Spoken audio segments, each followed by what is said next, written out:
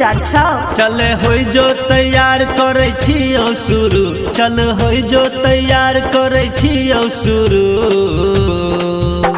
कि धीरे धीरे रंग लगा बैरे तू मधुबनी भला छौरा आई लव यू। कि धीरे धीरे रंग लगा बैरे तू दरभंगा भला छौरा आई लव यू। दरभंगा भला छौरा आई लव यू। मधुबनी भला छौरा आई लव यू। दरभंगा भला छौरा आई लव यू। उमर हमर अभी छै काच रे, चोली के चीज तू कदर ही नस रे। चल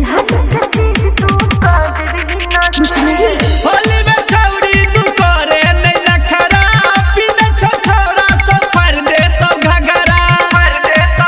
गोरे गाल में कथी गा गोरे गाल में अबीर लगावे दे तू, गोरे गाल में अबीर लगावे दे तू। कि धीरे धीरे रंग लगा बैरे तू बैंगरा वाला छौरा आई लव यू। कि धीरे धीरे रंग लगा बैरे तू कमतल वाला छौरा आई लव यू। दरभंगा वाला छौरा आई लव यू। अभी आप सुन रहे हैं जय श्री कैसेट कंपनी की प्रस्तुति। दरभंगा वाला छौरा आई लव यू। एना ने कर छौरा हम छी कुमार रे, जाय के देख तू दोसर दुआर रे। बुझलही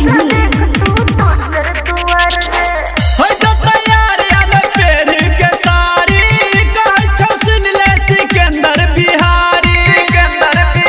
खुश कदही गे बाबूजी के मान छियो की। खुश कदही आई सब छौरा के तू, खुश कदही आई सब छौरा के तू।